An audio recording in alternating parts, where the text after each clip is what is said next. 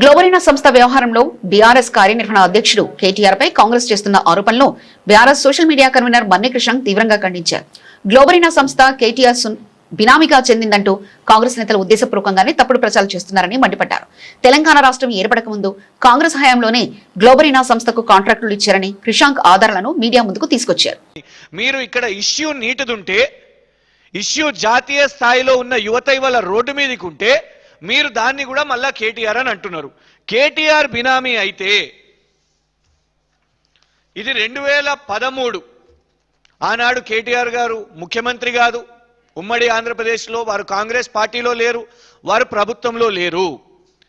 ఇది జేఎన్టీయు కాకినాడ వాళ్ళు చేపట్టిన పరీక్షలు, వాళ్ళు చేపట్టిన రిక్రూట్మెంట్ అవన్నీ కూడా గ్లోబరీనా సంస్థ ద్వారా చేసిండ్రు.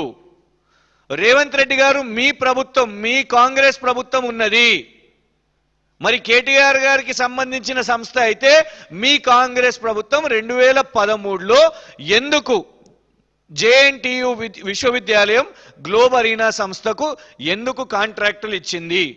ప్రశ్న నంబర్ 1. ఇగోండి ఇంకొక circular, same globe arena technologies, ఇంకొక 6 నెలల తర్వాత ఇంకో కాంట్రాక్ట్ అసెస్మెంట్ బీటెక్ పరీక్షలు. అప్పటికి కూడా తెలంగాణ ఏర్పడలేదు, ఉమ్మడి ఆంధ్రప్రదేశే, కాంగ్రెస్ ప్రభుత్వమే గ్లోబ్ అరీనా టెక్నాలజీస్ అసెస్మెంట్ చేస్తుంది బీటెక్ పరీక్షలని. మరి కేటీఆర్ గారి సంస్థ అయితే ఉమ్మడి ఆంధ్రప్రదేశ్ కాంగ్రెస్ ప్రభుత్వం ఎట్లిచ్చింది? దీనికంటే ఇంకొంచెం ముందుకెళ్దాం.